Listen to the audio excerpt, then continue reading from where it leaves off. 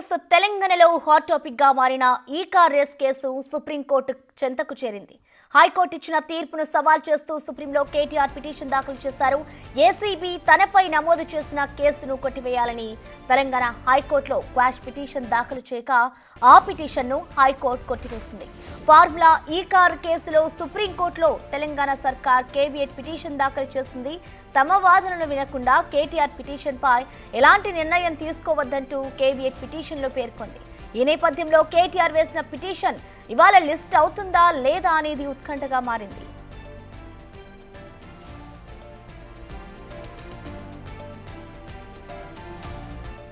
మరోవైపు తనను న్యాయవాది సమక్షంలోనే విచారణ జరిపేలా ఏసీబీకి డైరెక్షన్స్ ఇవ్వాలని కోరుతూ తెలంగాణ హైకోర్టును కేటీఆర్ ఆశ్రయించనున్నారు.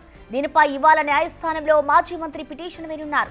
కేటీఆర్ తో పాటు న్యాయవాది సమక్షంలో విచారణ జరపడానికి ఏసీబీ నిరాకరించిన నేపథ్యంలో కేటీఆర్ న్యాయస్థానాన్ని ఆశ్రయించనున్నారు. ఈ నెల 9న వ్యక్తిగతంగా విచారణకు హాజరు కావాలి అంటూ కేటీఆర్ కు ఏసీబీ నోటీసులు ఇచ్చింది.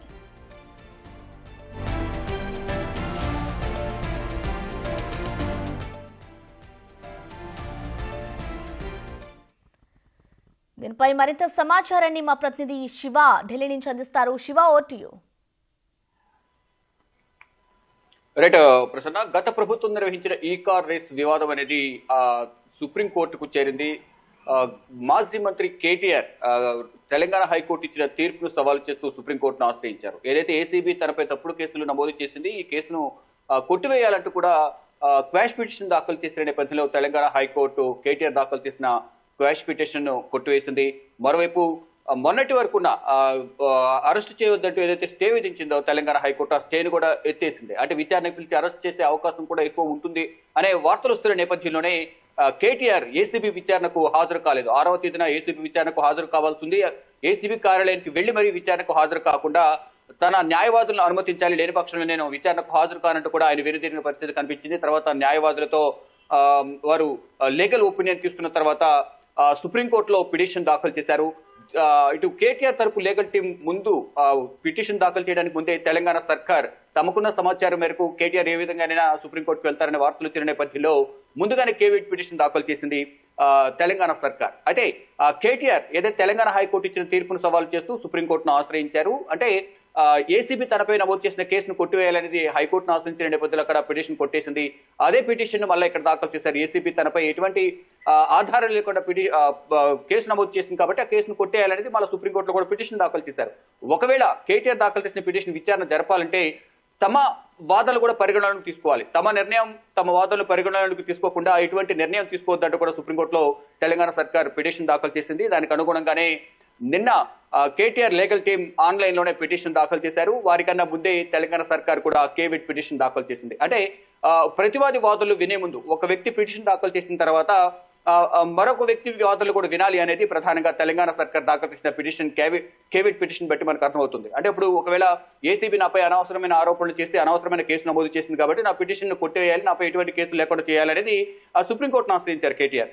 ఈ నేపథ్యంలోనే ఒకవేళ కేటీఆర్ వ్యాఖ్యలతో ఏకీభవించి తీర్పు ఇవ్వకుండా అసలు ఎందుకు కేసు నమోదు చేయాల్సి వచ్చింది, పూర్వాపరాలు ఏంటి అనేది కూడా మా వాదనలు కూడా మా అభిప్రాయాలు కూడా తెలుసుకోవాలనేది తెలంగాణ సర్కార్ పిటిషన్ దాఖలు చేసింది. ఈ నేపథ్యంలోనే ఒకవేళ ఈ రోజు సిజే బెంచ్ ముందు 10:30కి మెన్షనింగ్స్ ఉంటాయి.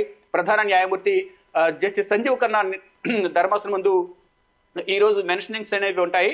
అంటే కేటీఆర్ దాఖలు చేసిన పిటిషన్ ఏదైతుందో దానిపై విచారణ చేపట్టాలంటే కూడా కేటీఆర్ తరపు న్యాయవాదులు ఈ రోజు సుప్రీంకోర్టులో మెన్షన్ చేసే అవకాశం ఉంటుంది. ఒకవేళ మెన్షన్ చేసినప్పటికీ కూడా ఈ రోజు లిస్ట్ అవుతుందా లేదా అనేది కూడా చూడాల్సి ఉంది. ఒకవేళ లిస్ట్ అయితే ఎప్పుడు ఆ కేసు వాదనలు వింటారు అనేది కూడా మరోవైపు ఈ రోజు కొంత ఉత్కంఠ అయితే రేపుతోంది. అంటే ఇటు సుప్రీంకోర్టుకు రావడం, సుప్రీంకోర్టులో మెన్షన్ చేసినప్పటికీ కూడా లిస్టింగ్ ఎప్పుడు అవుతుంది అనేది కూడా రిజిస్టర్ నెంబర్ అయితే ఇస్తారు.